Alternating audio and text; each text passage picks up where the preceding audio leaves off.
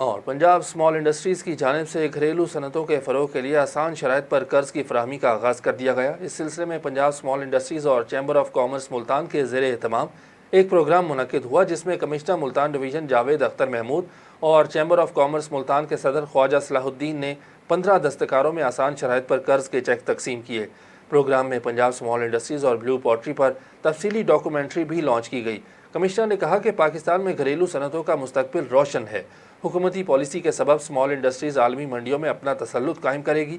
انہوں نے مزید کہا کہ پنجاب اسمال انڈسٹریز کی جانب سے بنائی جانے والی بلیو پوٹری کی ڈاکومنٹری کو تمام ملکوں میں دکھایا جائے گا۔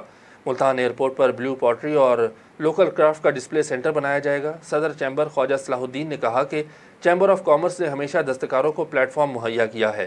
لوکل فن کے فروغ کے لیے ڈویژنل انتظامیہ کی کاوشیں لائق تحسین ہیں۔